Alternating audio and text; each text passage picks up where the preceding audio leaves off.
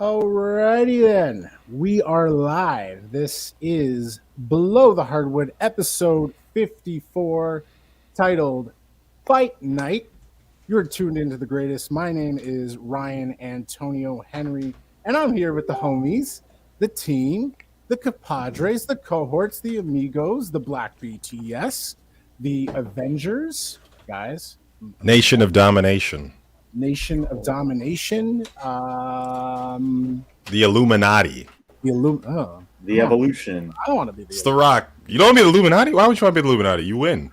No. They're going to kill you. You're dead. Oh, we're the Rock and Sock Connection. Okay. Shout out to our sponsor. Sacco. Terramine Tequila. Thanks for the swag, Rock. Let's go. Thank you for the swag. He's either going to hate us or he's going to love us. I would love if like a liquor brand was just like drink irresponsibly. If that was their take, their whole take was just like, nah, get fucked up. Like that's their whole brand, I would be on board. Yeah, right? I'd take that.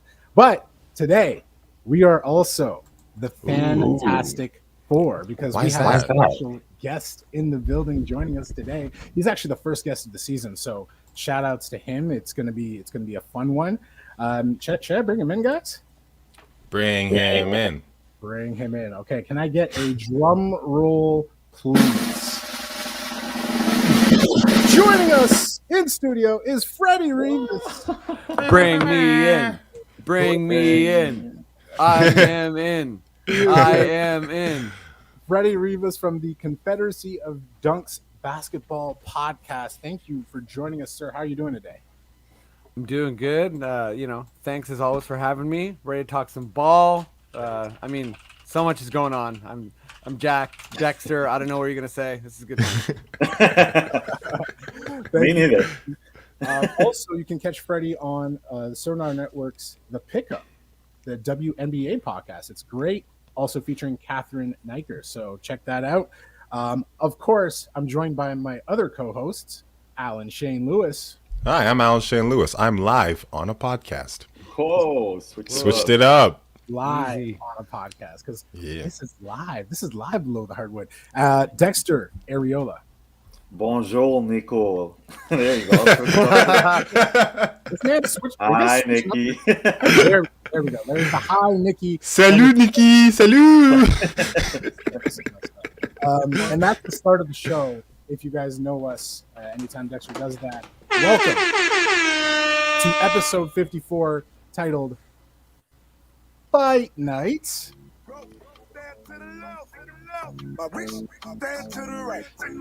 Dance party. Is this censored? Yeah, it's a censored version. Not. Wow. Hey, listen, Just say the P word. Everyone. Just say the P word. Hey, I only listen to censored rap. It's who I am. It's a big part of my personality. I have no friends. No worries. The reason why is because the NBA right now is in a big fight feel. Like there's just a lot going on. Obviously, we're going to be talking about the big blow up between the Miami Heat and the Denver Nuggets, the Jokic and Morris situation. We'll get into that a little bit later, but I just kind of wanted to explain the title there. To begin, though, there's a team that, for the last couple of years has been like the butt end of jokes because we were all praying for the end of their dynasty. That would be the Golden State Warriors, but we're here. It's Wednesday, the 11th of November, and the Golden State Warriors are the best team in the NBA. They are 9-1. I know that doesn't sit well with certain people, Alan. What? I don't know about Dexter. Does strength of schedule mean anything? I guess not. Yeah, you're right. Yeah, it doesn't. But we got to talk about it. We got to talk about why the Golden State Warriors are so good when they're technically missing their second best player. Why are they 9-1? Steph Curry is just. We're gonna talk about is he the best player in the league today? Well, because that's coming up a little bit later. But let's get our guest Freddie. I want your take. What do you think the ceiling is on the Golden State Warriors this season? 9-1. Okay, so I feel like this is I don't want to come across as like a hater, but I feel like this is kind of their ceiling. I feel like we're seeing it. They're playing really, really good. I mean, that's not fair. I feel like they can play even better with Clay, obviously, but I don't know. Like when they first lost to the Raptors, I just had this gut feeling that like the dynasty, the Warriors' dominance, that era of the league was over, and I feel like it's been over for a couple years. Every finals, 2 new teams. I think for what 3 years now, and I don't know. I just feel like the league has kind of changed, and I'm not sure what it's changed into, but it's not the league that the Warriors totally just destroyed. With that said, I do think they are playing better than just about any team in the league, and I do think Steph is playing better than pretty much anyone in the league or close to. So respect due. I mean, also got to shout out. I mean, for a lot of good reasons, that people have trashed Wiggins, but I think he is a guy that has always struck me as like he can ball. He's really good. He can do a lot of stuff. Situation and opportunity is everything in the NBA, and I think long answer, but I feel like he's looking good. A lot of the guys are looking good. Looney, it's that vaccine. It's that vaccine, man. Feeling good now. Yeah, got that booster. He's trusting the science. He is looking good, and look at that free promo for Gaming Caddy Rand. Go check her out on Twitter. And Twitch. Hit her up on Twitch. Yeah, Steph is going crazy. Big fan. The first is that's the first 50 of the season, right? Yeah, and he's the oldest player to hit 50. Is that real? Really? Is that I saw that and I was like, that doesn't feel right, but it feels right. Didn't Kobe hit 60? Yeah, I was gonna say, didn't he? Kobe. So then why did I see that? Hold on. 60 in his last game. He must have been like 35. Old. I feel like Jamal 50. Crawford dropped 51 on the Mavs in his last. Yeah, wait a minute. Yeah, Steph. Doesn't seem right to me. Who made this up? That's on Warriors. He became the oldest player in NBA history to deliver a 50-point, 10-assist game. Sorry. It's one of those Thaddeus Young, those Thaddeus Young statistics where it's like 5 handshakes, 4 minutes off the bench, 2 Gatorades, 2 blueberry ice Gatorades, and him and Jordan, the only ones to do that. But yeah, no, Steph is on a tear. Jordan Poole's playing amazing. You're even getting like production from players like Gary Payton Jr., who's like defensively on there. Damian Lee's hitting 3-point shots. The Warriors are cooking, and they can get better. They can definitely get better because you're forgetting that you have to add Klay Thompson into that rotation, and it's going to be interesting. I think Jordan Poole is actually the player that they thought he was, and he's doing great. The system is great. To say all that, to say this, but if we're talking about college football, we're talking about whatever, the strength of schedule always means something because you don't get to play the players or teams same amount of times, equal amount of time. So you have to grade a schedule. This schedule that the Warriors have been playing aren't necessarily the best teams. Their teams are supposed to beat, I feel. And you know what? No, you can't knock somebody for success. They're supposed to beat these teams, are beating them. So I give my hats off to them. Great hot start to the season. Everyone's locked in as soon as it came to training camp, clearly. But also, let's all pull it back. Like the teams that they actually did beat that were like, okay, yeah, that's good. Hornets. We're kind of seeing them struggle right now. We want to talk about the Atlanta Hawks. Atlanta Hawks went on a 5-game skid, but also strength of schedule for those last 5 games. Who do they play? And you're looking at Lakers and like Kings, which I think are doing a lot better than most people expected, but also Thunder twice. So it's like they're also Clippers, Rockets, Pelicans. Yeah. Who are they beating? They're beating the teams they're supposed to beat. So if we're talking about teams we should be watching, I think everyone's kind of sleeping on the Utah Jazz. The Utah Jazz are playing great basketball, and they just beat the Heat. Or no, they just came close to beating the Heat, but they're playing very good though. Yeah. Dex. So their ceiling is a lot higher than what it is right now. I think so. Clay's the best shooter ever. Let's be honest. He's the best shooter ever. This narrative. What's this narrative? This makes he's more clutch than Steph. He could better form. I'll tell you that right now. As a shooter myself. Yeah, brother. As a shooter myself. But yeah, they're missing Klay. They're also missing James Wiseman. They're missing someone in the middle. They're also missing Kuminga, right? He hasn't played. I don't think he's played a game yet. So they're missing key pieces to their offense and defense. So they can only get better from what I see. Yeah, and I'll second that. That for me, that was it. Like, you're missing your second best player.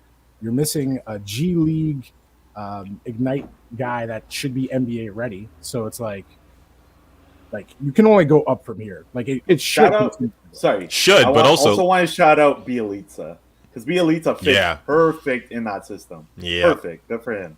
He's like every time I see him, I'm always like, is that Lee? Is that what's his name? What's that? David Lee?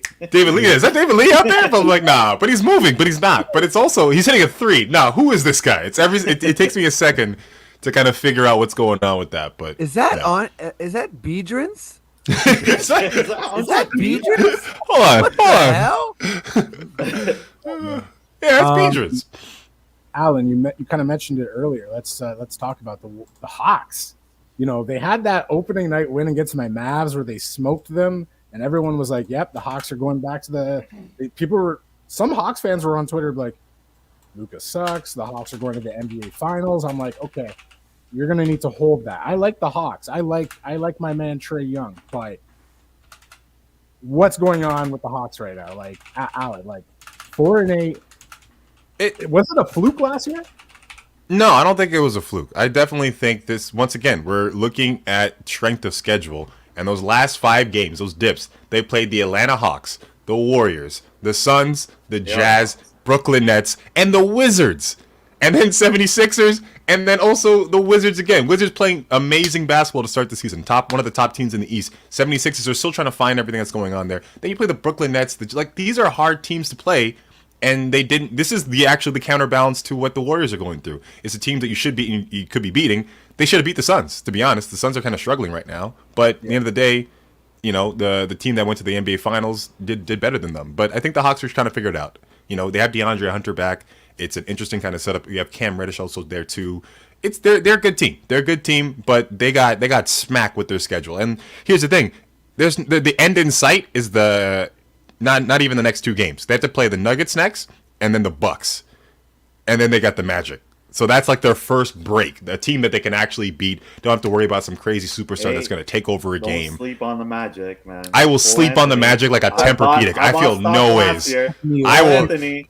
I don't. All-star. I love me some Cole Anthony, but I love me some Cole Anthony, but I will sleep like a Tempur-Pedic, like Princess and the Pea on that. I don't care. That team's not going to do anything successful for years to come. I have to very quickly shout out my brother Francisco, who showed me that Cole Anthony interview. Just like absolute highlight of the season for me so far. Hilarious. Him and Anthony Edwards are definitely the interview guys. Dex, you were notoriously a Hawks hater last year, but you came around on Trae Young. So I want to hear what you got to say. He's been shooting from far lately, man, and it's not working out. Honestly, the bright side on that team is John Collins. John Collins is playing; he's balling right now, and he could be a first-time All-Star. I see it. After he got his contract, you would think that he would fall off, but man, he's been balling out.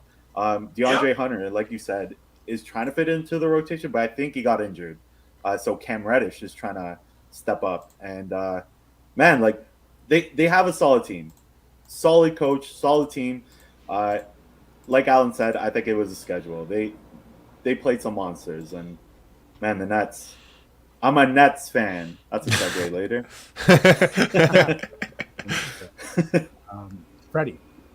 Yeah, I mean, I'm mostly with these two. I feel like schedule is probably a big part of it, but I do think that not necessarily a fluke, but I feel like stylistically sometimes teams can just not surprise everyone, but kind of do something that is, you know, like unfamiliar. And like, I feel like Trae had it going in the playoffs and like everything was clicking. And I kind of predicted that the Hawks, like I have them finishing 5th in the East. I feel like they're still going to correct, but I also feel like they're not, like I wouldn't be surprised if they got eliminated in the first round. This team's still growing to me. Like I think there's tons of talent. No reason to panic. I don't think they're a fluke, but I also don't think they're really, really good. You know what I mean? Yeah. And they're going to go through the growing pains. I think also with last playoffs, not to say COVID did change a lot last year. And I remember, not to say that they had an easy path or an easier path, but you're about to say it. I'm about to because this year's different. We don't have the players just randomly getting pulled from games this year. We don't have all of that nonsense. But to say that, did that happen in the playoffs though?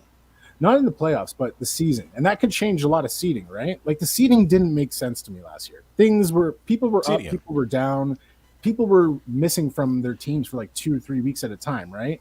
Like certain teams had half their players gone, so it really affected seeding. It really affected how things would have actually went.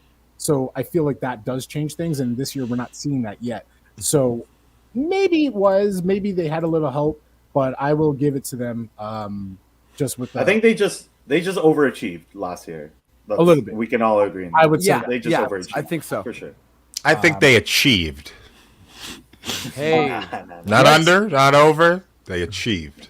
Let's bring it to a team that a lot of people thought were going to flounder because of their situation. The Philadelphia 76ers are actually pretty good amidst, the Ben Simmons stuff, injuries. They've missed Joel a couple of games already. I think Seth Curry's missed a game. They're finding ways to win. They're 8-4. So what is it? Is it Doc Rivers, Dec's favorite coach? Or Fuck is that it guy. Fuck that guy. He's so shit. He's the worst coach. He's the most. We talk about overachieving. He's overachieved. Winning 1 championship. That's overachieving. Especially with the teams he had. This guy's so garbage. Think about the team he had. Like, the Clippers went to the West Finals last year. Why? Because no Doc Rivers. Come on. This guy's so shit. And look at the team he has now. Like, he should be amongst like the Warriors, 9-1. Should be 10-0. You should get Ben Simmons to play. Like, so garbage. Doc Rivers is so trash. If he's out the first round this year, it proves my point. And your son sucks too. Your son sucks too. Leave that man alone. He's pretty good for the moment. Yeah, how did Austin Rivers catch a stray? He sprayed up the whole block, the whole Rivers block. Wow. I sprayed the whole house and he was just in it. Poor family. Oh my God. Yeah. Freddie, what do you feel about the Sixers? Like, are you not impressed? Like 8-4, you have all this drama going on. I mean, I think I'm gonna go with like Alan's last like achieved answer for the Hawks. I feel like they've taken their licks. They're a certified good team. I mean, I do feel like there's some next level Rivers hate going on. He's done some cool stuff in his career, but also he does have a spotted playoff record. However, I feel like when you've won a championship under any circumstance, I have like a baseline respect for you. But I mean, they've underachieved. I think who they lost last year in the playoffs, and this is a deep cut for me, but Danny Green is a really big part of a winning situation, and I feel like they lost him, right around, like I think right before the Hawks series, and they shouldn't have lost to the Hawks, and I think that's just like kind of a death blow to them. I also feel like they shouldn't have thrown, Ben Simmons or under the bus. Like Embiid, I understand. Rivers, I'm like, that's unprofessional, because I feel like the way that he did that, so much of this could have been avoided, and Ben Simmons shares. He gets most of the blame, but I do feel like, yeah, I mean, I'm not really answering the question. I'm mostly, going off Dexter's spraying the block up. But I think they're good. I think they're good, and I'm not that surprised, as a short answer. Okay. No, I hear that. And while Alan comes back, honestly, with the Sixers, I'm surprised, because usually stuff like this is a detriment to your team, right? Like, you literally have a cancer on your team. And man, I agree with you, Freddie, man. Like when this first went down, I was like, can you guys remember in time, like a championship team or a team that was serious go out and just like put a player out like that after losing? It was a lot, like right after he lost, too. Right after, 2 of them, the star player, your co-star, and your coach basically throw you under the bus. So I didn't hate the holdout. I was just like, you know what? Do it. Get out. But man, they're stubborn over there in Philly, man. Like Daryl Morey, he plays chess. Like I don't even know if that's chess. I think that's just like kamikaze. Like he flipped the board. Yeah, he's playing Monopoly with chess pieces. He's like, "It's my game. I control the rules." It's just honestly, it's a war, and it kind of fits with our theme of fight night here. Before we move on to the main event, anyone got anything with Brown for Simmons? They've been talking about Jaylen Brown for Ben Simmons because obviously both teams are like in this like mediocrity right now. Would you want to see that? I feel like it just wouldn't work either. No, I think it's kind of redundant for the Boston Celtics to have two players named Jay on their team. So I fully am on board with the trade.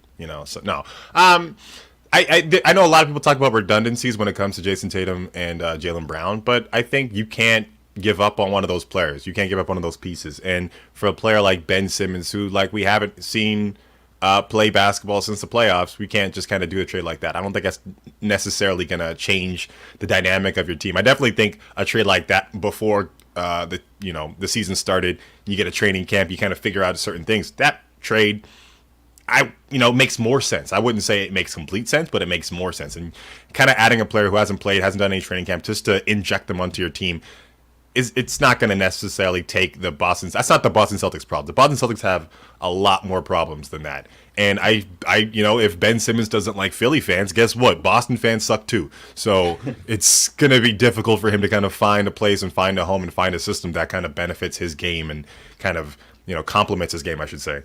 But yeah, it's crazy the 76ers are doing this well, to be honest. I didn't think so. Joel Embiid has missed a couple of games, and they're still kind of rocking out there. So it's like the core culture is kind of in there. And, shout out to Tyrese Maxey and players like Georges Niang, who kind of went off last night for a little bit. So, yeah. But it doesn't make sense for the Celtics. Yeah. Or the Sixers. Yeah, like the Celtics, they see how good they're doing without Ben Simmons. Why would they trade for Ben Simmons? Like they're 8-4. Why would they trade for someone who's not really helping their team? And they're 8-4. They're still good. And they're in the same conference. Why would you make them better? Yeah. It doesn't make sense. So I see CJ McCollum. Trade for CJ McCollum while the stocks are low. Ben Simmons for CJ. I don't hate it. anymore. Me either. I think. But then sorry. No, yeah, actually, sorry. I don't like it for Portland when I think about, Ben Simmons and Lillard. That to me is like, what the hell? But, I do see it from a standpoint of like, I've been a proponent of keeping McCollum and Lillard together and like, you just keep working the chemistry. You kind of keep like, whatever. I lost an analogy here, but like churning the coals. I don't know. You gotta churn your coal for wintertime. You gotta churn that coal, son. Yeah. It's churn the butter, I think, but I don't know. But yeah, like sometimes like people just want to do a trade for a trade's sake. And that's what this sounds like to me. I mean, I love Brown. I think Brown is one of like maybe the most underestimated like part of Boston's success over the last couple of years, particularly as a Raptor fan, watching him, guard Pascal so well, OG so well, and be a force on offense and kind of blow up our double guard situation with Lowry and Fred. That doesn't work when you have a guy that's that big and that strong. And I mean, like Tatum deserves all the credit, but I think Brown hasn't gotten enough underrated credit. 100%. Brown is also. I'm not out on Ben Simmons. Just gotta throw that out there. I feel like he is still a good, productive player in a bad situation, and I'm not like out on him. Just saying that. Here's if you want Ben Simmons to be the best Ben Simmons, here's what you do: you trade him to the Warriors for like what's his name? Steph Curry? Steph Curry. No. Draymond Green role. You have him out there with 4 other 3-point shooters. He goes around there. He sets screens. He gets rebounds. He drives. He kicks. He does all that stuff. He plays great on defense. And I don't see him, screwing that up, screwing that pooch, to take a turn of phrase, I guess. But I think he'd do very well out there in Oakland. All right. Yeah, no, I don't hate that either. And let us know in the comments. Would you want to see Brown for Simmons? Would you want to see CJ McCollum for Simmons. Give us your best Ben Simmons trade offers to get his ass out of Philly because he should not be there. He just shouldn't be there. It's not good for his mental health. He's avoiding the doctors. He does not want to be there. Give us your best Ben Simmons for anyone ideas, and you might make it up on the live video feed right here. Shout out to we got Gaming Caddy Ran again. We got Blasted J. Yeah, shout out Blasted J. What is he saying? Boston fans are Philly fans who use the N-word more because we're less black people involved. I mean, I don't like if we got some emoji fact machines, let them fly. You're not wrong. Exactly. Can't prove that wrong at all. But Boston fans, you got to earn the respect. That you have to make that untrue. You have to make us not believe that's possible. Yeah, don't throw your garbage at basketball players, and maybe we'll believe that you see them as humans. You know what I'm saying? Yeah. Moving on, keeping up with the theme here. It's fight night. It's a big fight feel in the NBA, and the reason why is because we're here to talk about it. The big kerfuffle, the malarkey. How old are you? I don't know. I'm an old soul, man. Malarkey. I got my Rock and Sock Connection shirt on because we're here to talk about the Morris twins beef with the Jokic brothers. It's not just Nikola Jokic and Markieff. This is a family affair. We got the brothers, the Serbian. I'm not gonna say nothing bad. The Serbian brothers. You're a little afraid of them, aren't you? I'm not making no comments on these dudes. I'm sorry. Remember last week when you were doing that? It's so weird that you're not doing that now. It's so weird. We got the Jokic versus the Morris twins incident that happened. If you are living under a rock, we saw, the Nuggets were handily beating the Heat, right? Like the game was done. So frustrations are about, you have Markieff, who basically saw an opportunity to take, in my opinion, I'm sorry, I'm not going to be objective. It was a cheap shot. Who runs into a player when he's not doing anything? You know what I mean? Yeah. The reason why Jokic went into his jumping motions because he saw the dude and he was trying to, I'm just going to get a foul. His impression of this was, it's just going to be a touch foul. He's just whatever. No, it was a cheap shot. In my opinion, that was a cheap shot. But I want to get what you guys had to say about it because we all saw the aftermath. He turned his back, and not even 2 seconds later, you have this angry giant running back at you, and he gave him a nice little shoulder tackle in the back that, according to reports, has left Markieff with whiplash, and he will not be playing the next game versus the Lakers. So, Yeah, we saw the suspension that did come out. We saw fines. So I want to get your takes on one. Who's in the right, who's in the wrong? Is the 1-game suspension for Nikola Jokic deserved? Why isn't there a suspension for the instigator and the provoker of all this for Markieff? And we're going to get into a lot of fight questions. But Freddie, we're going to start with you. Who's in the wrong here? Who's in the right? Yeah, known fighter Freddie. Yeah, known street fighter Freddie. Then know on the streets. You can catch me traveling around Canada, fighting anyone that looks at me, winning all the. I got to very quickly shout out Blasted J. He was like, they're about to call this a brouhaha, and you beat me to it. So let me just throw out this balderdash, this drivel, this hogwash. It was a lot. Okay. Both cheap shots, all cheap shots, unfortunately are not created equal. I think that, if you compare Pat Bev pushing Chris Paul, that to me is much worse than this. Because the initial Morris shot was really dirty, and I think that he basically just hit him and then turned his back right away. So I think if he hit him and faced up, I think Jokic probably would have punched him in the face. And I think Jokic pretty immediately responded.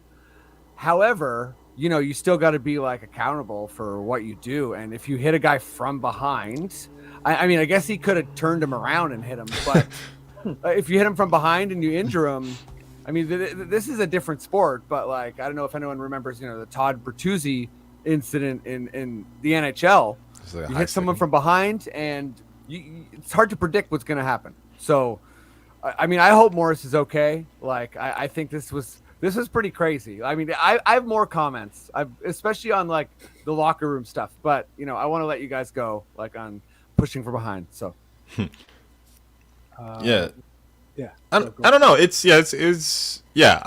agree with Freddie. I agree with Shaq and Charles Barkley too as well. You can't hit somebody and turn your back. You can't start something and not expect to find. You can't fuck around and not find out. You're gonna find out if you do that. So if you're gonna be the type of person that's gonna do cheap shots, well then stand up and do the the Jalen Rose, the hold me back type fighting.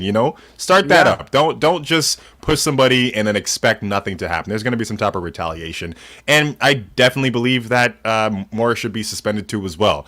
That picture of the Heat, looking for thing post game, hilarious. I love it. It's really good. So fun to watch. But you don't want to smoke with the Jokic brothers. They just figured out Twitter just to kill you. They'll murder you. They came, they like Nico Bellic and the crew. You're really gonna start a fight with a GTA 4 character? Come on now, don't do it. That's silly. Don't do it. I understand Markieff and Marcus are a little crazy. They're a little crazy. Getting the same tattoos on their body, probably switched so many times in college and high school. Especially, I think there's some rumors that they switched in the NBA too as well. So who even knows if that was keep fighting? That could have been just Marcus. Who knows? But I know they're crazy and they have a shade of crazy, but there is a level to craziness. And people who have seen like their world like stripped from them and now are don't care. The fact they're rich.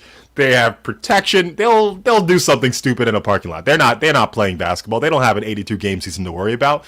Don't start a fight with them. Just don't do it. Simple as that. It is not smart to fight these guys, and it has nothing to do with the fact that they're Serbian and like what 7-footers and just maybe something to do with it. Nothing to do with that. We got more from Blasted J. Eastern Europeans are a different kind of white. Yes. This guy's coming in with nonstop facts. With the heat. I will give you my thing with this is I'm a known Morris hater. I'm sorry. Which one? Which one? Marcus. Luka from the back. Marcus. Attack Luka from the back. Yeah. So, like, they say they don't do this stuff, but they've been doing this. They started with Luka. They started with OG. There's actually viral footage of when what's-his-face said, oh, I don't want to attack people. He didn't attack OG from the back, but, he kind of shoved him, and OG stood his ground. So shout out to OG for not, trying to cower to the Morris twins and their shenanigans. But I'm just not a fan of their ish, and it wasn't a deserved hit. Like, you're losing, just lose like a man. Just like, you don't need that. Like, the fact that Jimmy Butler's on the court, so meet me in the back, blah blah blah, bro. But you got to do that. You got to do that. As a teammate, even if your player's in the wrong, you got to go. Well, I'm in the wrong now too. For as long as this game is on, I'm in the wrong. Afterwards, I will apologize, but I'm in the wrong right now with this person. I will respect him for staying up for his teammate, but you just look you look crazy too. Like you just I'm not a fan of losing gracefully. I'll be honest. I'm a bad loser, so I understand that. But you don't push somebody like that. You do like a little like hard foul on a layup or something like that, and get yourself subbed out. Make your coach go, all right, you're done for the day. And you're like, all right, I'm done. You're right.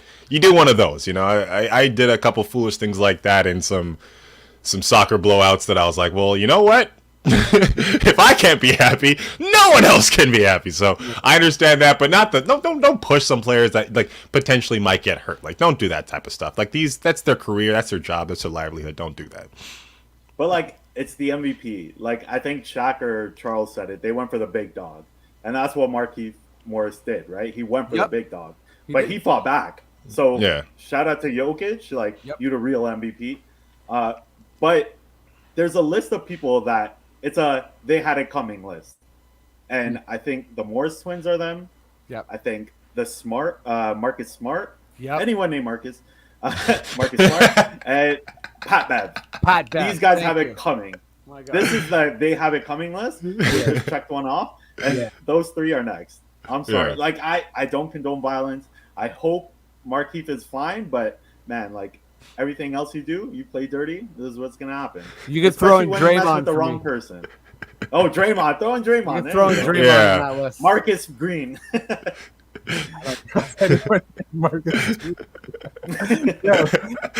Also, I mean, I just got to comment on the fact, like, if Dr. Phil can hold you back from coming in, you know, I'm stealing that joke, but that security guard looked like Dr. Phil from the back, and if he can hold you all back, you're not serious. You know, if you don't use a secret tunnel to get to the, you know, the other like team to threaten their locker room, you're not serious. I mean, they looked angry, but I honestly think if Jokic answered the door, then I'll be like, can we talk? And he'd be like, no. And then close the door. Like, I'm sorry, Lowry. You know, I'm sorry, you know, Jimmy. I'm sorry, Bam. I honestly think there's a chance Jokic could take all 3 of you at once. Yeah. I think he'd close the door like the Godfather, like the first one, and they just like watch, like, yeah, you're right. Yeah, you're right. You're right. And they just close. Yeah. Oh man. Let's talk about this actually. So I think we're all on the kind of the same page. I think both dudes are kind of right and wrong. Well, actually, is Markieff right in this at all? No. Not really. An unfortunate hit because you don't test that dude. You just don't do that.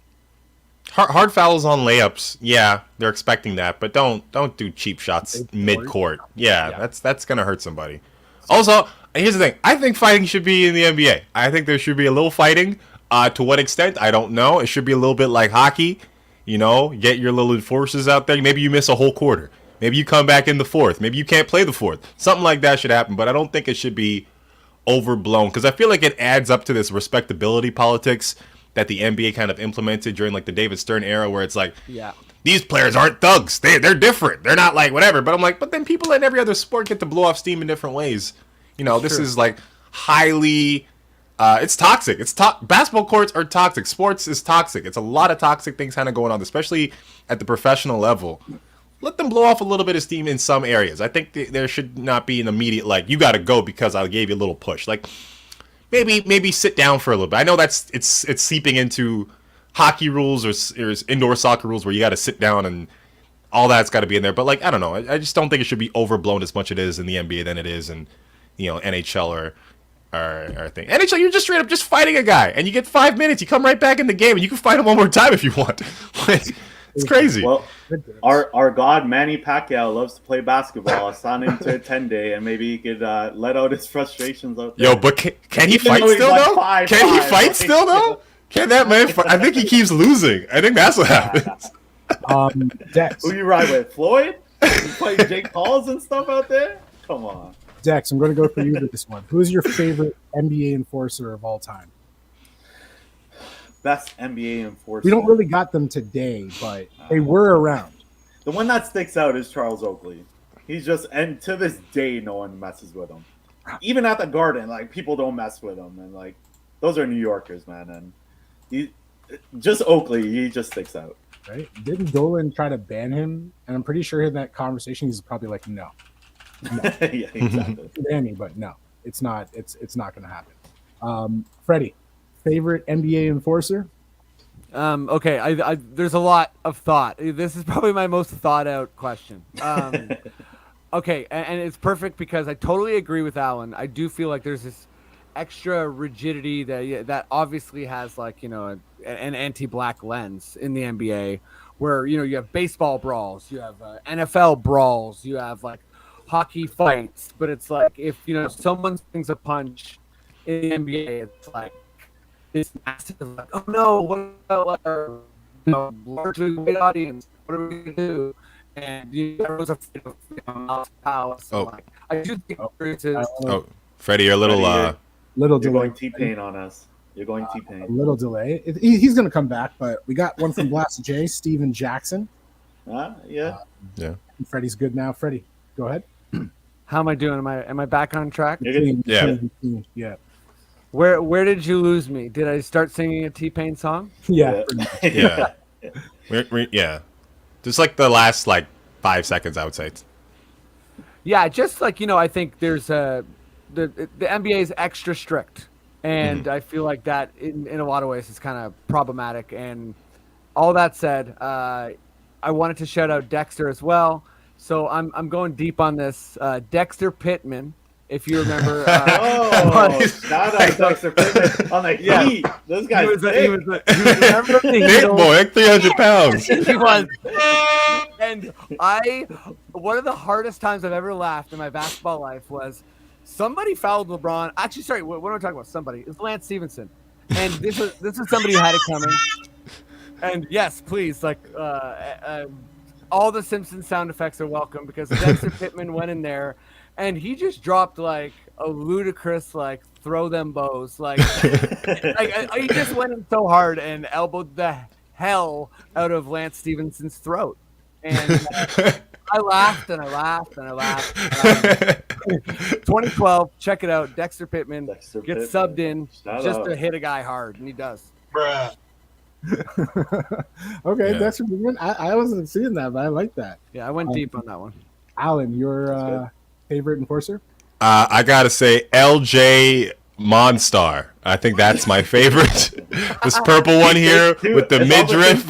He's thick boy. Good base. He'll fight for you. He breathes fire, by the way. That's crazy. No other player in the NBA, to my knowledge, can breathe fire other than Dame. Dame be spitting fire. But I gotta go LJ Monstar for my guy. I don't know. My real answer is probably Robert Tractor Trailer, because he's a tractor and he shouldn't have been playing basketball. That man was too top heavy. He was like a wisdom tooth. He was too big to be in the NBA and move around like that. So I think he should just be out there to fight. Sorry, now that I'm thinking about like all these players, it has to be Rick Mahorn's up there. He has to be up there, and Ron Artest. Yeah, Artest. That face that Tyler Hansborough gave him, like after he found out it was Ron Artest who pushed him, he was like, he was shook. So I'm changing to Ron Artest. I was the original. I'm gonna say Steven Jackson. I just always liked Captain Jack. Like, man, that guy's personality is just, he's real, he's authentic. He didn't have the Superman punch in the Pacers brawl. I think that was Jermaine O'Neal. And if he connected. Those fans in that documentary suck too. It was so funny. I was like, you guys don't even care that you suck, and you're just like outwardly sucking. Like, you're snitching on yourself at how much you suck. Oh my god, crazy. Those guys were wieners. Those guys were losers. I feel sorry for Jermaine O'Neal, even though he produced the doc. Sorry. Yeah. Real quick. Last Jay said Zach Randolph. I agree with that. The whole Jailblazers, Rasheed Wallace, like. Yeah, and if we're doing honorable mentions, I don't think he gets talked enough as an enforcer, because he was also a really good player. But Dennis Rodman, I feel like he's someone you didn't mess with. He would do crazy stuff, like he'd fight, and he was really tough, and he was kind of dirty and like really good too.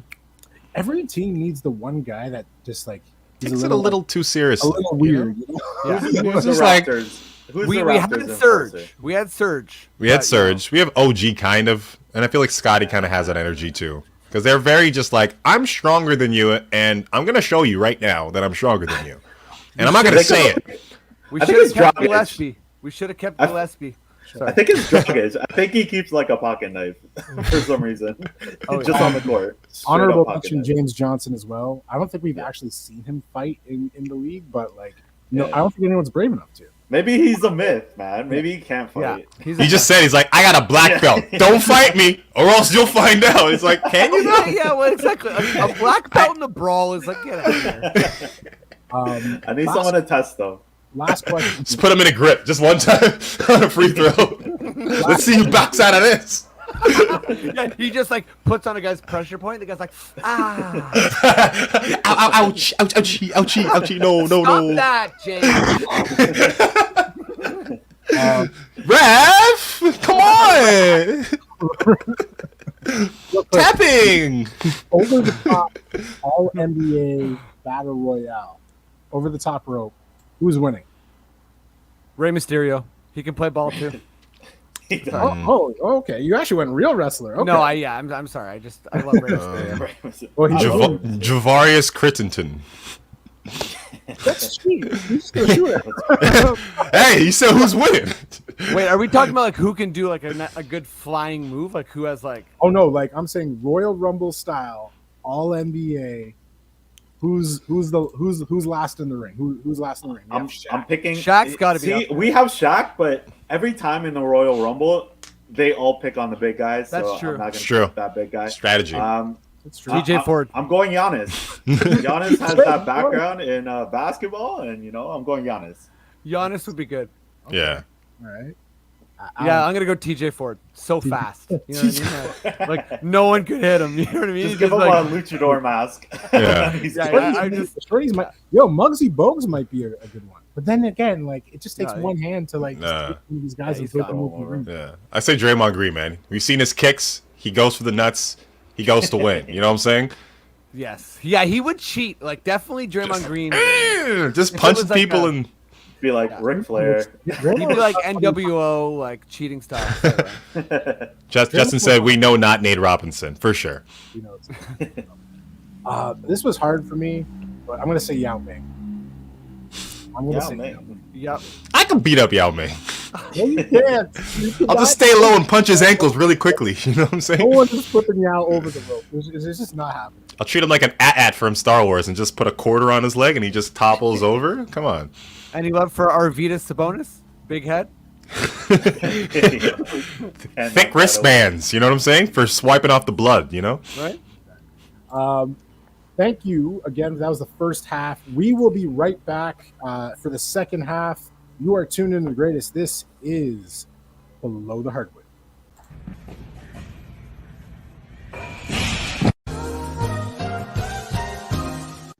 И раз, и два, и три, и раз.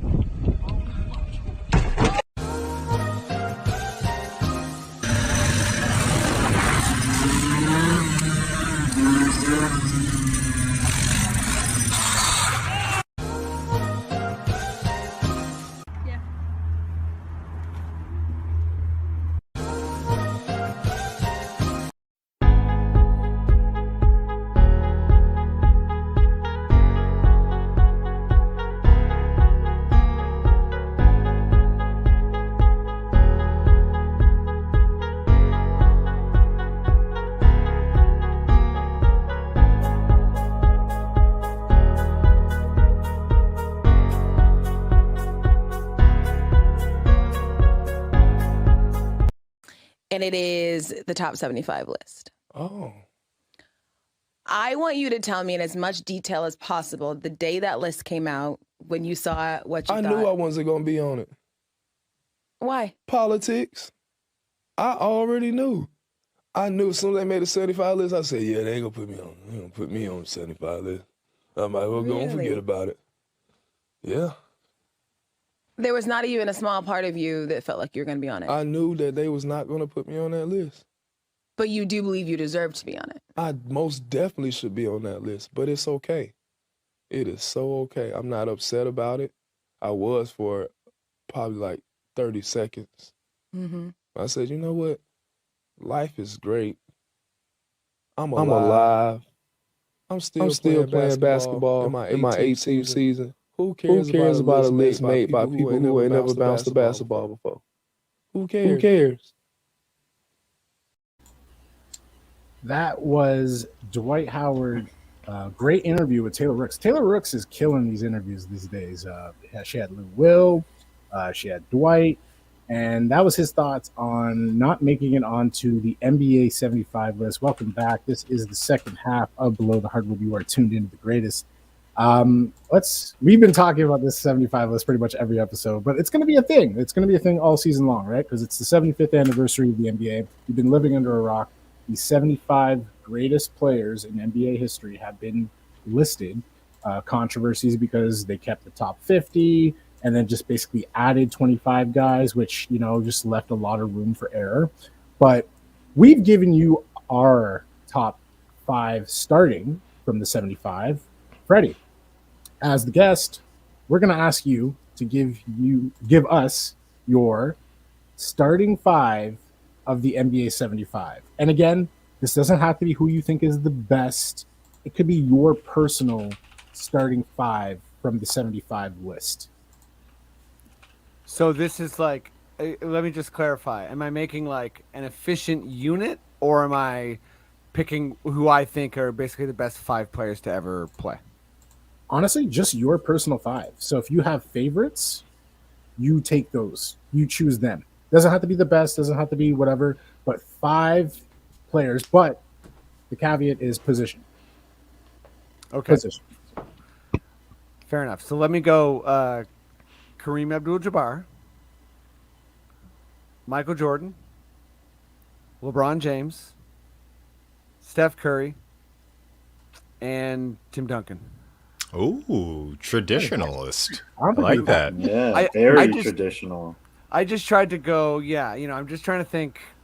I thought you picked John Stockton at the guard or something. I know, Super traditional. There's some modern, stuff in there with LeBron and Curry, but I feel like in the NBA viewing and, those are the guys I feel like that have really kind of like changed the game the most, with Steph being the one I would like.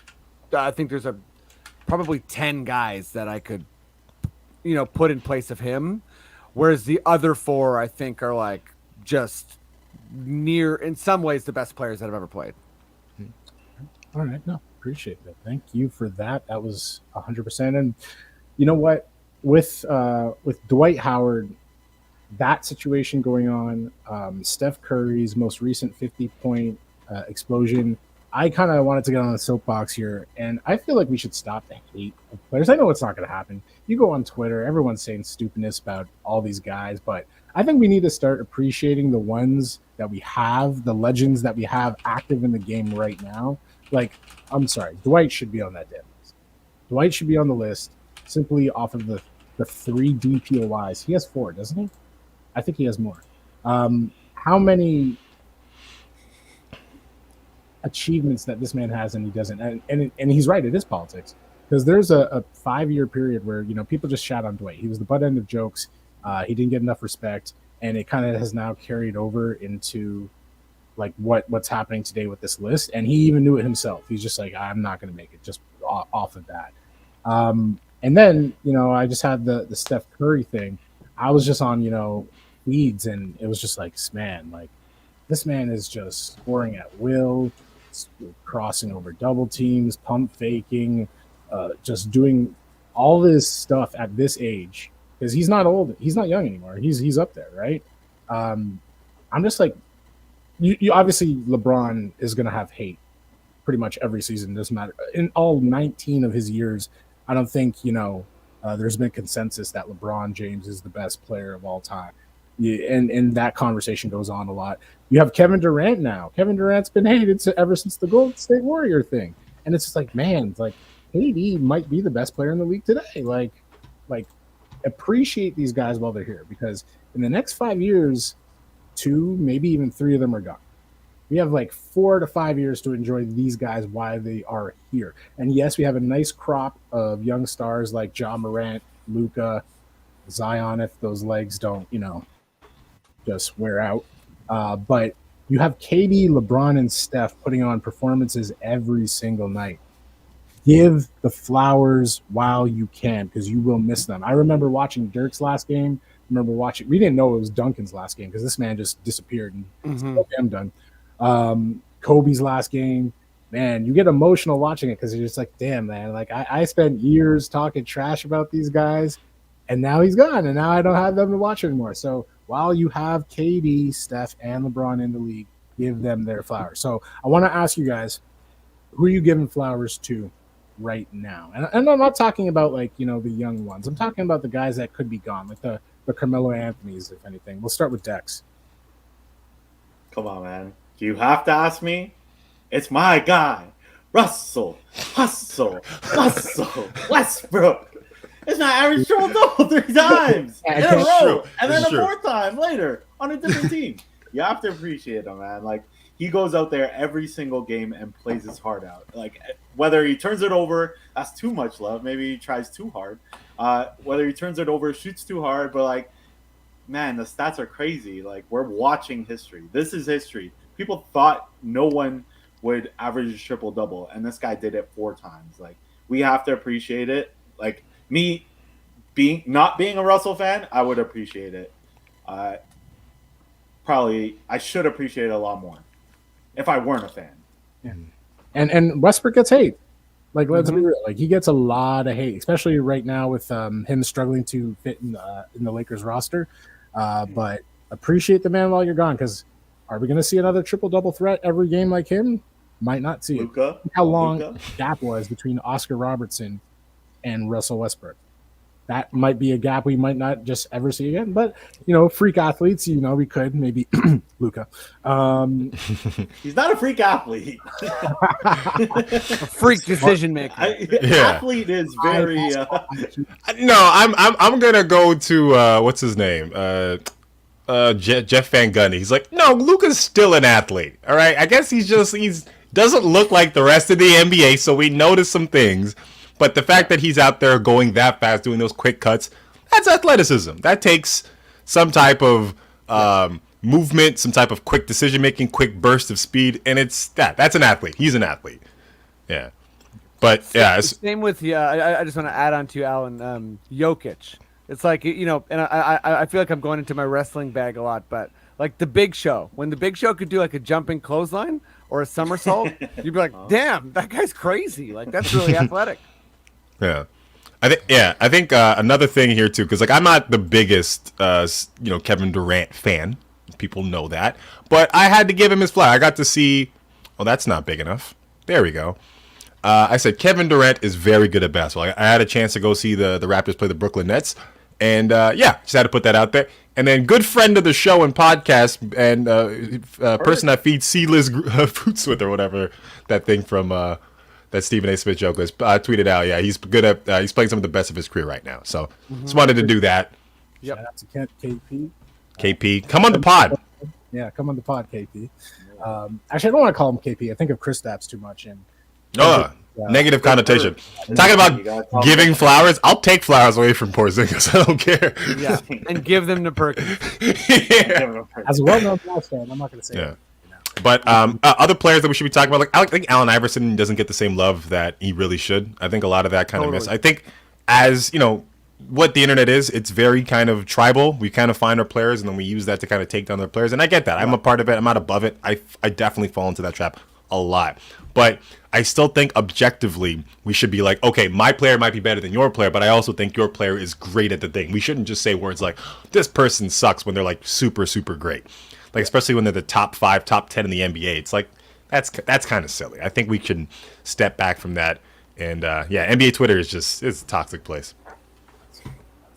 And it can be. And we're all, I've been on there talking crap. I'm pretty sure I was talking crap about like Porzingis all playoff long last year, but I'm changing my tone. Did we all give out some flowers?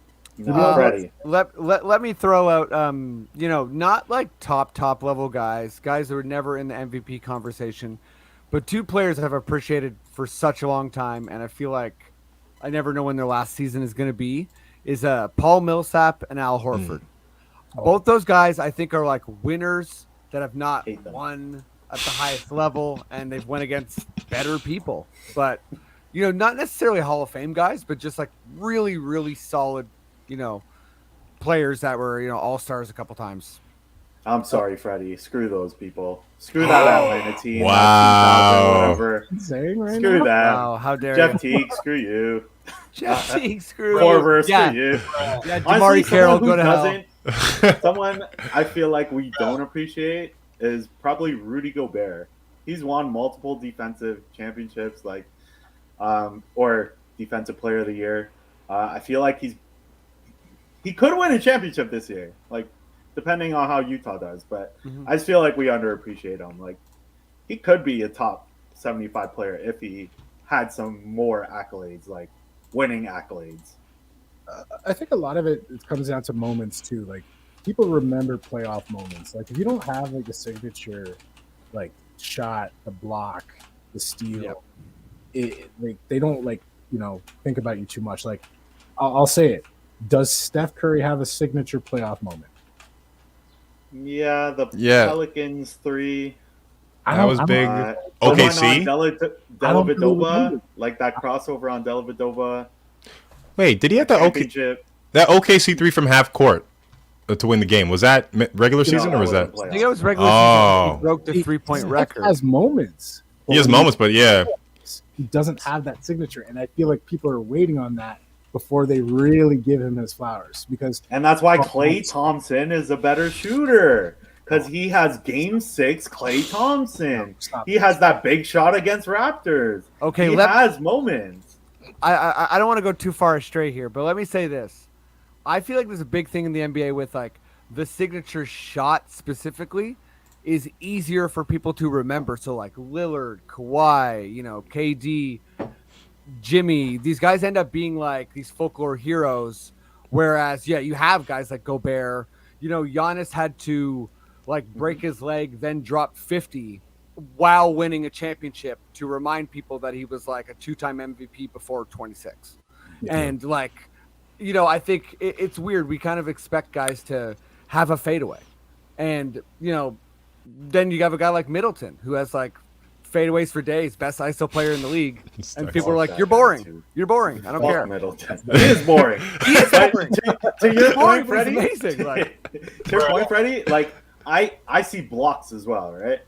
Like blocks are very flashy. Like me too. Giannis had a huge block last year. Like that was a big moment. LeBron, same thing, huge block.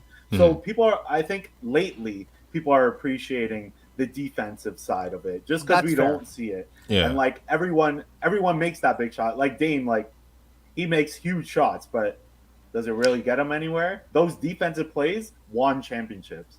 Totally. Even though I think defense is overrated, very overrated. Oh, okay. I was gonna say no. You gotta disagree. I don't want to name another podcast or what they do, but there is somebody who likes to say the word casuals and likes to say hoopers a whole bunch, and they kind of discredit defense a lot of the time, and saying these players aren't hoopers because like basketball is 50-50 defense and offense, and to be honest, it's probably 55 defense.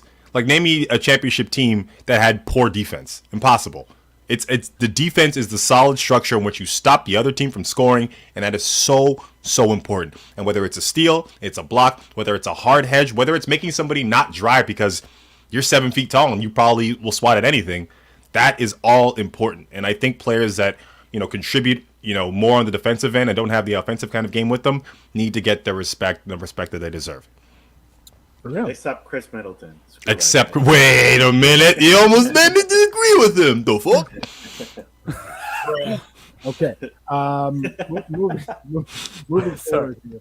I'm not going to spend too much time on it because, again, we don't really know a lot of the details, but the Robert Sarver situation in Phoenix, we got a little bit of details, at least the ones that I've seen. We've had some reports of misogyny, racism. Vince Carter actually had an interesting one, if you guys didn't hear. While he left the Phoenix Suns, because we know he played for them, he went to the Mavericks, I think, the following year, and in an away game while he was in a Mavs jersey, apparently Phoenix Suns players were reportedly telling him that Sarver told them to take him out. But what owner wouldn't do that? I'd do it. I don't know if they're headhunting. Listen, I'm not a Sarver advocate or anything. I'm just saying, take his ass out. You don't think Mark Cuban said, take out DeAndre Jordan? No, but he was injured too hard. I want Dexter to run a franchise. Just everyone getting totally fucked up. This guy is gonna give Brody $100 million a season. Who's my team? Pat Riley gave Bruce away Bowen, to Marquise Dexter Morris. Pittman. Pat Riley's Marquise, you know what's up. Yo, Pat Bev.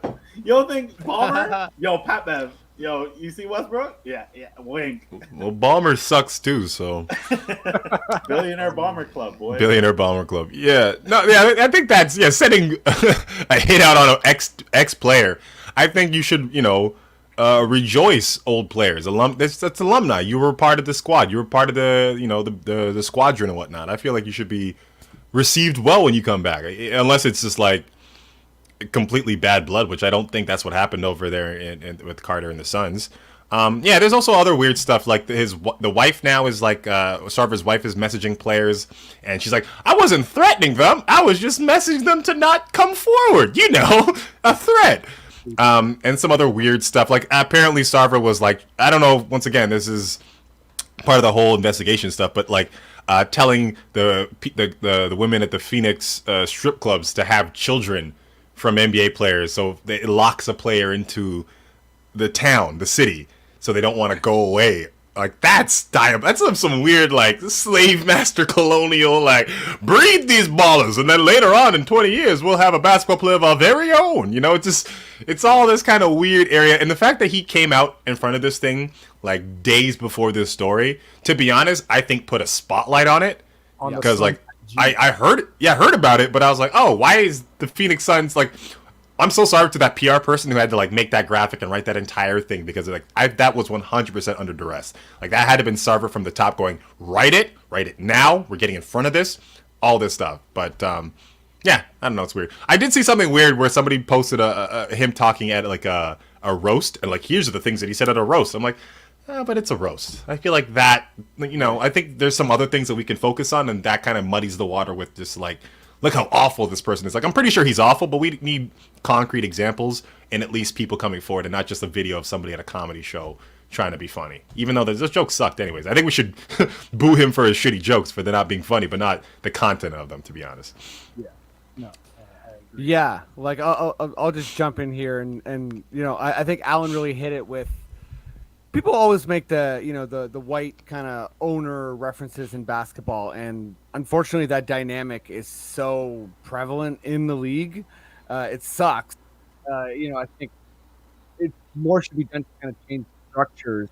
And I'm all for guys like Draymond trying to even push it further to say like we shouldn't use the word owner.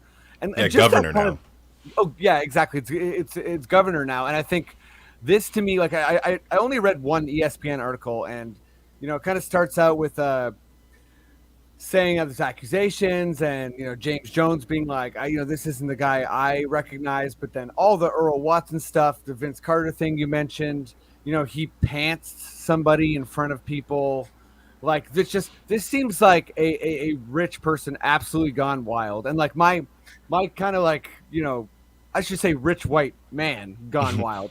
And like the first time I heard about this was, I was like researching things for my WNBA podcast, and apparently like he did something to Taurasi once because he also owns the Mercury. And this guy is just absolutely out of control, it seems. And there's a lot of stuff from his lawyer that is just purely denying, allegations. But there's a lot of players, there's a lot of people, and like Alan said, coming out in front of this did put a spotlight on it, and I think it's pretty clear that it's very toxic, and he's the common denominator. Like one stat I'm gonna mess up a little bit in the article was like, I think they've had 8 or 9 GMs and like 10 coaches in like a 13-14 year period, so that to me says a lot. Yeah. Trash. Sorry. Yeah, a lot in there, but yeah, no, I think owners, they're all of a different breed. It's all these like rich dudes who have this weird fantasy of like, I don't know, being a part of a championship NBA team, even though they've never played sports, never touched the ball, yet they get to touch the trophy first, and they own things. And that fucking pisses me the fuck off. Like the worst thing, that the anthems and that.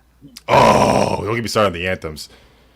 Yeah, no, it's they're all weird kind of energies, and I don't know. And the best is Mark Cuban, so that says a lot, So yeah, exactly. Yeah. BBC we don't even know. Get out of here, Balmer. All right, I wanna bring it back to something like we put out some polls this week. Woo! Woo! Poll. Poll of the week. Who is the better coach? Doc Rivers or Mike Budenholzer? I want to go to Dexter because we already know what he's going to say. But Doc Rivers for sure, right, Dex?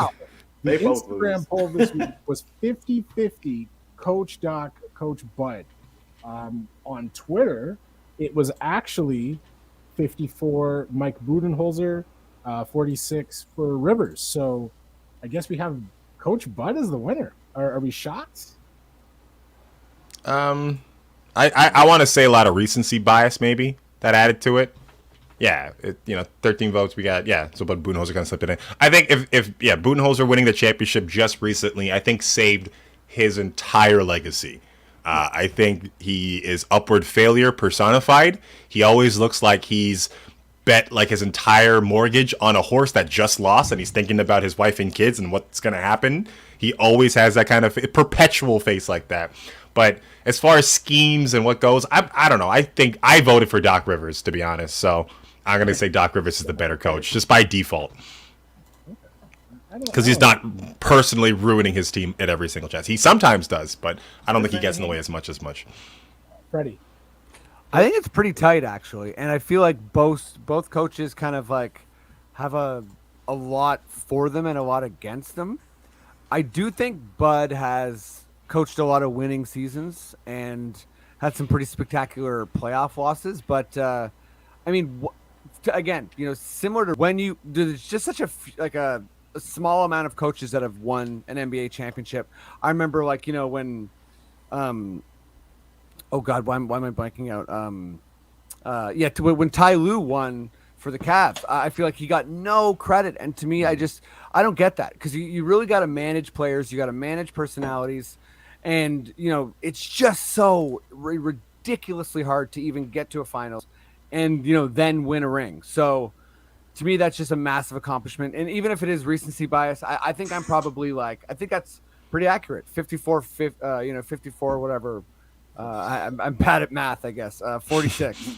54-46 for Bud, I think is pretty appropriate. All right. Certified hater boy Dexter. Doc always loses, let's be honest. So I'll go off the board and pick what Freddie said. I'll go with Ty Lue. Ty Lue is the best coach in the league. It's not even an option. Yeah, that is off the board. Personal friend. He has a championship with the Cavs. He took the garbage Clippers that Doc Rivers couldn't take to the West Finals. Last year. So are they garbage or is it the coach? You didn't put other. Dexter, I want to play Fortnite with you. I feel like you just go crazy.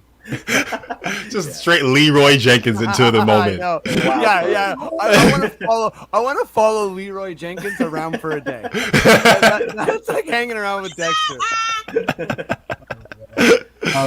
Let us know. The polls are still open, so you can still vote for who the best. Leroy Jenkins. At least I got chicken. You can let us know who you think the better coach is. It's on the at Below the Hardwood Instagram and at BTH on NBA on Twitter. We also put out another poll, which I'm going to quickly glance over. It was actually it was one-sided. Poll of the week: who wins this draft? Morris twins or the brother Jokic? And obviously, 100% I voted for the brother Jokic. You do not want to fight these dudes. I'm sorry, no. You don't. You just don't want to do it. And I think we leave it at that. Even if Morris twins got some weird secret language that they made up, which I'm for sure they have, I don't think that's gonna help them in tactics against these two, the brothers Jokic, as you said. I don't think so at all. Not at all. And they got the the New Day vibe because they got three of them, so you could technically be fighting You could sub in you could sub in Nikola. I think Nikola, even if you don't have Nikola, I think those two brothers want smoke. They don't care what type of smoke, they just want it. They're good. If I'm Vince McMahon, I'm trying to sign them to the WWE right now. All right. Raptors time. We can't have Freddie Rivas on here and not talk a little Raptors. Thank you. Freddie. We got Pascal back. We got KD shouting out Scotty Barnes after he got stripped let's talk about it. What do you like about the Raptors? Does Pascal put them back into top East heavyweight contention? I like everything about the Raptors. I'll say right off the bat, I don't think Pascal puts them into top East contention, but I think that anyone that thought the Raptors were like a play-in or lower team really kind of misread the overall talent that Masai had accumulated. I feel like this is, if you're a hardcore Raptors fan, it's going to be a fun year because, I was saying yesterday, I feel like Masai is doing his thing. He's doing winning and developing in a bold way at the same time. And he's trying to do both. And what's the percentage of win versus development? I don't exactly know, but clearly, in a lot of ways, Scotty has found money. Delano's found money. And I think eventually Precious, it's not found money because it was earned because we held on to Kyle. But I do think that this team, Svi was the other guy I think is kind of found money that is just going to immediately add to the overall talent of the team. And I have them at 6 in the East. I feel like there will be some ups, some downs, some weird stylistic stuff, but they're incredible. I think the idea that they were going to not be a relevant team is already kind of over for me. I mean, who knows? Maybe they start to lose a bunch, but I don't see it. I see them getting better the whole year. Yeah. And but again, that's gonna be like better the whole year. Could very likely lose in the first round. It's kind of where I have them in my head. I'm not gonna lie, I was kind of down on them earlier this season, and I was talking with family. They're like, "Oh, Raptors are gonna be top 4." I'm like, no, I don't see that. I could see them playing, but I got a little bit higher on them now that we actually seen a Scotty Barnes game, and man, Katie had nothing but good things to say about this kid. How many times did he steal the ball from KD? Was it just once? He played hard D on him for a lot of the game, but that one strip where he looked like he took his lunch money. He had 2 steals. Yeah, he just went under, went yoink, and then he does that thing that Scotty does where he looks back at the defender and then dunks it. Oh, I am on board, man. Scotty Barnes, and it's special. He is so special. And if we redid the draft and we were number 1 pick, I would say take Scotty. I know everyone's on Evan Mobley right now. I think Evan Mobley's great. He's going to do great too. But I'd rather have Scotty Barnes on my team. I think he is. Yeah, I think once again, found money, 4th pick. No one thought that was going to be the pick. Amazing player. Honestly, and if he didn't go out with foul trouble against the Raptors, or against the Nets, on Sunday, it would have been a whole different game. You really saw the disappearance of that energy on the defensive end for that game. So Scotty Barnes is doing all this stuff in infecting the Raptors with a winning mentality, and he's a rookie. At the end of the day. Like, he is crazy. I love him. Dex. I love Gary Trent Jr. Shout out Gary Trent Jr. I just love how, great trade for Norman Powell. But two things we could do with Pascal. 1, send him to the bench. Just throw that out there. Send him to the bench. We want to groom our younger players.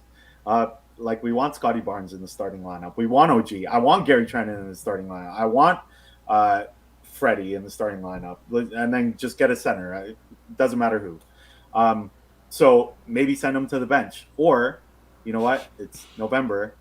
It's close to December. It's close to Christmas. Why don't we package him up in a nice little bow with Dragic, send him on his way, and trade his ass? Because I'm ready. I'm ready for Pascal to go. Hater. There you go. Christmas gift to any team. Who wants him? Simmons will take you. McCollum will take you. I will take anyone for this guy. Disrespect. I'm sorry. Why are you so disrespectful? He played well on his return game. He had 1 good year. That's it. 1 good year. 1 good play in the finals. And that's because he was the 4th option. He played well because he was the 4th option, guys. Okay. Certified hater boy. That's why, listen, if he's the 6th option, 6th man, he'll play very well. He might, He'll do maybe what Tyler Hero does. I'm starting to think this is personal. Like, I think you met Pascal Siakam somewhere, and you're like, "Yo, can I get a picture?" He's like, "Fuck no." He's slightly. And then you're like, and that's exactly what happened. Yeah, you tried some of his hot sauce, and it burned your tongue. And, you're like, yeah, this ain't Freddie's hot sauce. This is trash. Get him. Yeah, or is it Nick's? What was the hot sauce called, Freddie? My new hot sauce is and shout out to my co-maker Tim Moore is Nick's Arena Rock. We went for a really weird name this time. Basically, the play is we're back in Scotiabank and Nick's rocking because he's got his like 6'9" crew, and this is him like fully just unleashing, his Arkell's rock stardom. So a lot of convoluted ideas went into the name. So yeah, I'm gonna need some of them. My splash of OG is pretty much done. It's at the end right there. So there was an OG one. Splash of OG was last year, and delicious. Hey, we still got I think we still got like 12 bottles for sale. Alan, you're on the list. All right. Dexter, Ryan, I can put you on standby, but I'll take that hot sauce, please. Anything but spicy pea. Oh my God! It all comes back to the spicy dick. How dare you? You just hated that he did a streetcar photo shoot, didn't you? We're gonna bring something back. I actually like that. We're gonna bring something back. It's the season debut of Cap or no Cap. Who capping? Who capping?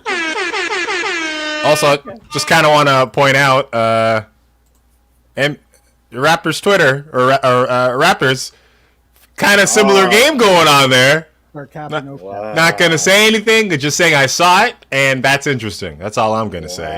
Wow, looking like a real The Hangout right now. You know what I'm saying? The Hangout. All right, Cap or no gotta Cap? love being in Canada. Rob endlessly for your ideas. Oh yeah, right. Freddie, I think you played with this last year. Cap or no Cap? You tell us who's basically talking crap. Who needs to keep talking because it's right. You're correct. So these are random statements that I'm just going to read out here. The Golden State Warriors are finals bound. Is that Cap or no Cap? Cap's correct, right? Cap is that's 100% right. Yeah. I'm gonna go. Not a hard. No, Cap is lie. Oh, sorry, my bad. Yeah, you got me. Cap. Oh my God. No Cap is the game master. Okay, then I'm gonna go light Cap. I think they could. I don't think they will. Don't think they will. Okay, no, reasonable. Dex. That's Cap. Come on, we know the Lakers are making it. A Russell Westbrook led team is making it to the finals, and that's what's happening. We all know it's Lakers Nets. You said Russell Westbrook. So that's Cap. That's Cap. Yeah. Alan, Shane Lewis. Just like the three of us in this podcast, Cap, baby. Let's go. It's Cap. Shepo. They're not making it to the finals. All right. I guess I'm going to have to break this. I'm going to say no Cap. Oh my God. I should have known with your no Cap having self right now. Do they make a trade? The reason why is because Klay Thompson is in the gym and he looks good. And if best shooter ever. You're right. Remember, Klay Thompson takes away from Jordan Poole, which takes away from other players. So Jordan Poole, find a balance. He can go 6 man. Gotta find that balance. Paul George, top candidate for MVP. Cap or no Cap, Freddie? That's a hard Cap for me. I think he is playing well. We'll have some good stretches. I honestly, the Clippers are kind of impressing me. I had the Clippers. One of my hottest takes this year is that the Clippers would not make the playoffs because I don't think they have a very good team, and I think that Kawhi's not rushing back for anyone, and it's just going to hurt in the West. But he's playing great so far, so respect. But I mean, I just don't think he can keep it up. All right, Dex, Paul George, MVP candidate. So you said candidate, so I'm gonna say no Cap because he's coached by my close personal friend, Ty Lue. Great coach. Great coach. And he was an MVP candidate just a few years ago, led by my uncle Westbrook. But we have we talk about underappreciating. This guy broke his leg. Do we forget this guy broke his effing leg. Yeah. And now he's coming back to almost MVP candidate. Yeah. I'm gonna say no cap. Alan? Yeah, Dexter kind of swayed me. MVP candidate, sure. I'll give him top 5 in the league as far as that. I think, when it comes down to MVP, it's just the triangle, it's personal stats, how your team's doing, and narrative, and I don't think he's got 2 of the 3. So I don't see Clippers doing that well, so I got to say no cap, but also cap. You know what I'm saying? I'm in that area where he's not going to win MVP, but he'll be an MVP candidate. You're wearing a visor. Yeah, visor. A little bit, but also. You're showing off that Friar Tuck haircut. It's like, I want you to see my head, but also don't look at my, where my hairline is. That's what I don't want you to see. That's right. I will go no cap. Man, like what he's doing with them right now is actually impressive. Like I've watched a couple Clipper games. He's playing out of his mind, plays hard, has won them some tight games. I like Terrence Mann over there, a lot. So I feel like the Clippers are going to be a nice mid-seed, maybe a 4 or 5 team somehow in the West, even off of just Paul George and Terrence Mann and Bobby Shmurda light alone. But no, I got Paul George top MVP candidate for sure. We'll go to Alan for this one. Squid Game ending sucked. No, it was fine. It was fine ending. It was good. No cap. It didn't suck. It was good. All right. Dex, Squid Game ending sucked? No cap. I'm with LBJ. Let's go. I'm Team Space Jam 2. Okay. Freddie, did you watch Squid Game? I should have asked that before. I've only watched the first episode. You piece of shit. No, I'm joking. Cap or no cap, man? I know. Cap. The first episode's exciting. Give me your thoughts. Visor. Cap or no cap? Are you going back to it? I'm going to go back to it. I'm going to wear a visor, and I'm going to shave just the middle of my head. And Freddie, cap or no cap? Kevin Durant, best player in the league today. I'm going to say cap. I still think it's Giannis. I have for a while. I think KD is like so ridiculous, but I do think that people are there's a vibe where we're so excited to see him play at this level, after his Achilles, but he only played half the season last year. He was incredible in the playoffs, foot on the line, don't care, you lost. And that's just that. So for me, it's Giannis. Once he's dethroned, even the MVP last year was Jokic. So I think KD is like a living legend, but I don't think he's currently the best player. Fair enough. Dex? Come on, man. It's Uncle. Russell, Muscle. Westbrook. I'm going to agree with Freddie. I think it's Giannis. But, Russell right now, he's just on a lull, So I think it's Russ. Yeah. Alan? I'm going to go no cap. I think Kevin Durant is probably the best player in the NBA currently right now, and that it took a lot of soul searching to finally let go of LeBron. But LeBron is 19th season. He doesn't affect the game the same way that he used to, and also it's a regular season, so he's not going to be out there doing the same stuff. And what I saw from Kevin Durant these last couple of games is just like it's insane, and they're starting to click. Yeah. So I got to give it to Kevin Durant. Mm-hmm. I'll join in. I'll say no cap. No cap. KD is the best player in the league today. I thought that coming into the season. Giannis kind of slowed down a little bit. Milwaukee, I think they have their moments where they're like, okay, what's going on? But then they'll look like world beaters the next game. But so far, KD's kind of been consistent for that Nets team when James Harden's been kind of like trying to find his way again. So I will go KD. And back to Freddie again. Avocados are overrated. Cap or no cap? Major cap. I don't know where this question's coming from. Go to the Bella Managua. Get an avocado salad. You don't like that? I don't like you. You know what I mean? Yeah, I know there's the whole avocado toast thing. Whatever. Avocados are used for a lot of different reasons. They're delicious. This question is just downright offensive. I almost didn't do a podcast because of it. Hey, it's a statement. And we don't know who made the statement. could be anyone. Man. Well, I'm sending the Jokic brothers on him. Whoever made this thing, watch out, because you got two guys that got nothing to lose coming at you. Dex, avocados are overrated. Avocados are kind of like Dame Lillard. They're definitely overrated. So I'm going to say no. I'm going to take shots at. I didn't get my teammate, so I had to throw that in there. But no cap, it don't do anything for me. What do you bring to my sandwich? What do you bring to my turkey sandwich? You don't bring nothing. Nothing. I'll put anything else than avocado. Yeah, I think you should check outside. Well, you a basic Starbucks white bitch that loves. I think there might be two shades. Not you, Freddie. You nice. How dare you guys? You come with me to the Bellman egg where you have that in a salad. See it in a new light. Okay? Maybe I need to try avocado with some hot sauce.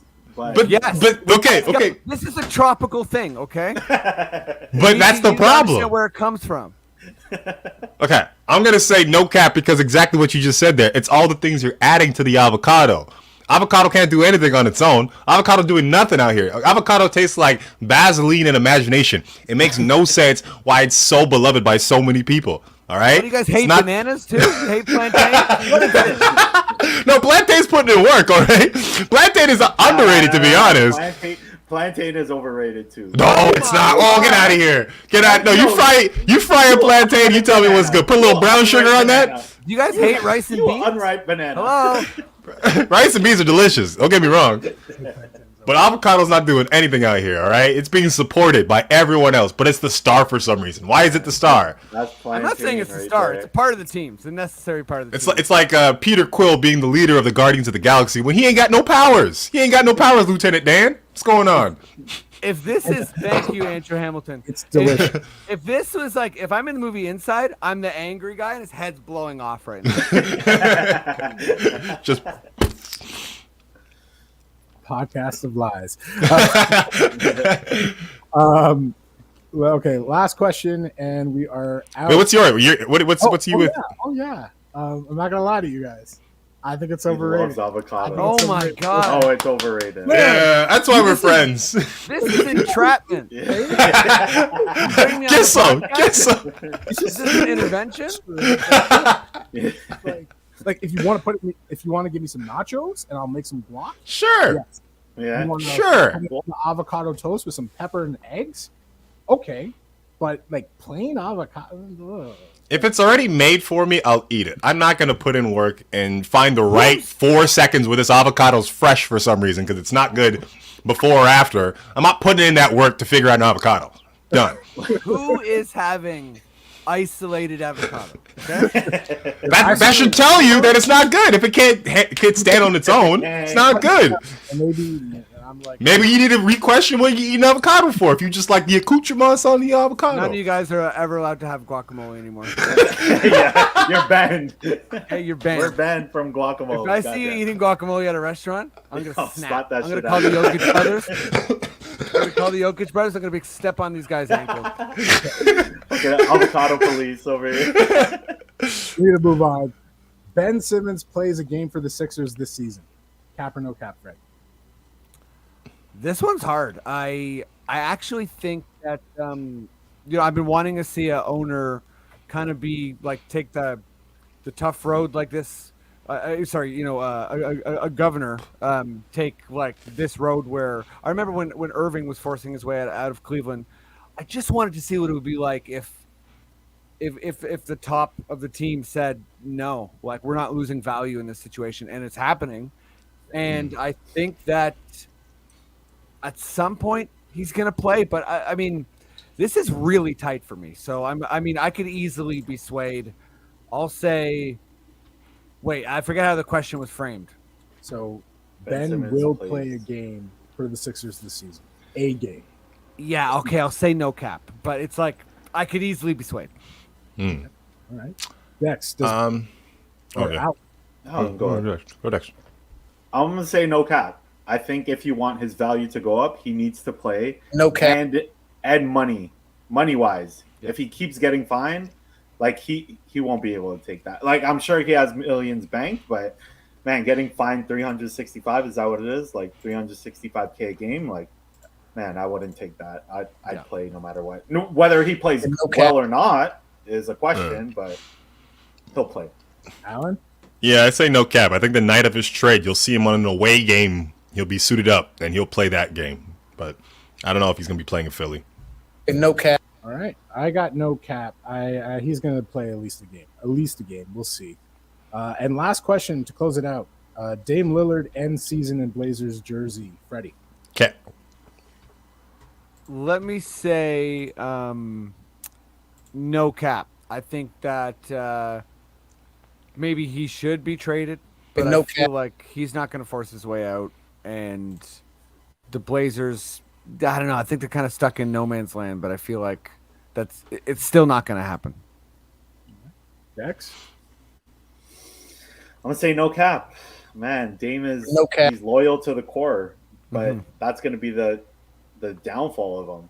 And right now, like, I know people might want Dame, but do you want this version of Dame? Do you want 18-point Dame? Like, do you want one free throw a game Dame? Like, it's scary. Like, it's not who he is. Maybe there's an underlying injury or something that we don't know of. True. And Alan? Cap. No cap. No cap. No cap. I think he does end the season in the Blazer jersey. I think he keeps saying it so often that it's just going to look so comical if he does get traded. So I probably see a CJ McCollum move first, to be honest. So, yeah, he ends the season in the Blazer jersey. See, it's a hard question because, like, he's not going to come out and say it. But I feel like if it does happen, the team will obviously go to him and be like, so we have this, if you want it or not. And he'll sign off. I just don't see it happening for now. I think he rides it one more year. I think he just rides out the end of his contract. So I'm going to say no cap.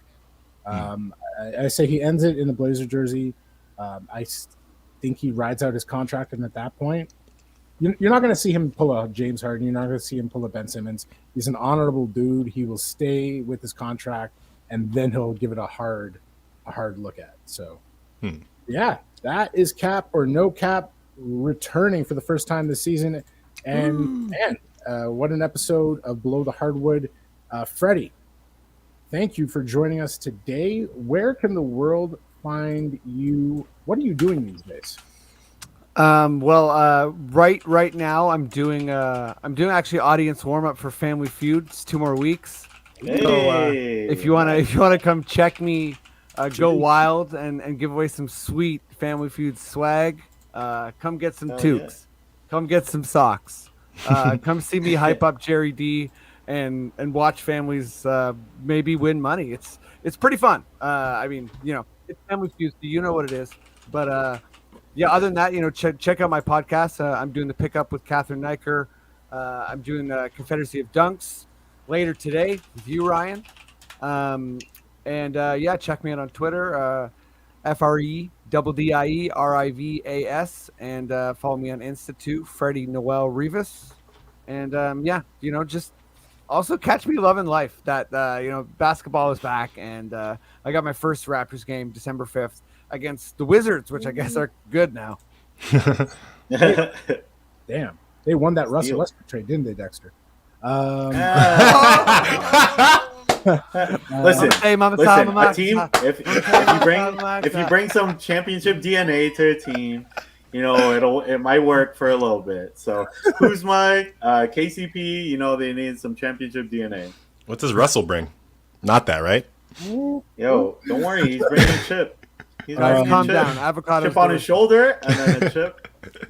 Alan, where can the world find you today? The Alan Shane on Twitter, Alan Shane on Instagram, Shoeless Lewis on Twitch. Where else? Watch the Great Canadian Bacon Show. 8 p.m. on CBC and CBC Gem. And then this Monday, I will be on what's it called? Roast Battles Canada. So check that out. That's gonna be on CTV Comedy at 10:30 p.m. Make sure to watch that. I saw that live. Alan was amazing. Check it out. Thanks. And you know what time it is. All right, watch the Great Canadian Baking Show. Shout out Amy. She gonna win. Not spoilers, probably. But Ryan, play my mother music. Censored hip hop out here. By the way. Just for Freddie. I'm living my Dex life. Don't forget to see Triple OG on the IG, TikTok, Twitter, and Top Shot. Please send me your highlights. That is at R.A. Henry on Instagram, Twitter, Snapchat. Do not add me on Snapchat because you will be declined. This is premium. You got to pay for the pics.